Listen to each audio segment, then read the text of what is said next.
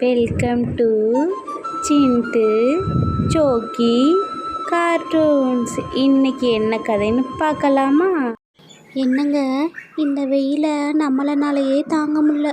ரோட்டில் இருக்கிறவங்க எவ்வளோ கஷ்டப்படுவாங்க. கடவுள் ஏதாவது மேஜிக் செஞ்சு ஏதாச்சும் பண்ணினார்னா நான் நிறைய பேர்த்துக்கு ஐஸ்கிரீம் போய் ஃப்ரீயாக கொடுப்பேன். ஆனால் காசு பணம் வச்சுருக்கவங்க உதவி செய்ய மாட்டேங்கிறாங்க. எனக்கும் உதவி பண்ணணும் தான் ஆசை. என்ன பண்ணுறது, நம்மளே இன்னொருத்தங்க வீட்டில் போய் வேலை செஞ்சு வாழ்கிறோம். அந்த மாதிரி ஒரு நிலமை கனவுல தான் நடக்கும். சரி, நான் வேலைக்கு போயிட்டு வரேன்.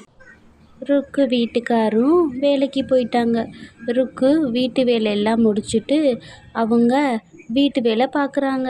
அதனால் ஓனர் வீட்டில் வந்து வேலையெல்லாம் பார்த்துக்கிட்டு இருந்தாங்க. வேணி அவங்க முதலாளி வீட்டில் கூட்டுறது, பெருக்கிறது, துடைக்கிறதுன்னு எல்லா வேலையும் பண்ணிட்டு அவங்களுக்கு சாப்பாடும் செஞ்சு வச்சுட்டு வீட்டுக்கு நடந்து போனாங்க. இந்த வெயில் காலத்தில் எப்படி மக்களுக்கு உதவி செய்கிறதுன்னு நம்ம ருக்கு யோசிச்சுட்டு உட்காந்துருந்தாங்க. மகளே, உன்னோட சிந்தனை நல்ல சிந்தனை. யாருக்கும் இந்த மாதிரி தோணலை. நீ இந்த வெயில் காலத்தில் மக்களுக்கு உதவி செய்யணும்னு நினைக்கிற. நான் உனக்கு உதவுறேன். நான் ஐஸ்கிரீம் விதைகளை தரேன். அதை போய் உன் தோட்டத்தில் விதை.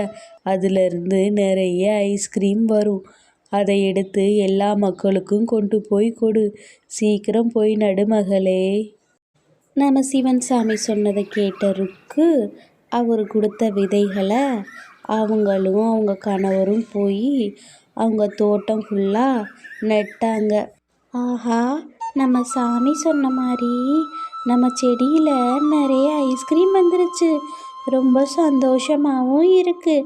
இந்த ஐஸ்கிரீம் எல்லாம் கொண்டு போய் நம்ம நிறைய பேர்த்துக்கு கொடுக்கலாம். பாவம், இந்த வெயில் காலத்தில் உங்கள் எல்லாருக்கும் ஐஸ்கிரீம் சாப்பிடணும் போல் இருக்கும். ஆனால் காசு இருக்காது. பரவாயில்ல, இனிமேல் உங்களுக்கு நிறைய ஐஸ்கிரீம் நான் தரேன். இந்த ஐஸ்கிரீம்லாம் எடுத்துக்கங்க. நம்ம ருக்கு அன்னைக்கு நைட்டு தான் நல்லா தூங்குனாங்க. நிஜத்தில் அவங்க ஏழையாக இருந்தாலும் மனசளவில் அவங்க பெரிய பணக்காரங்க.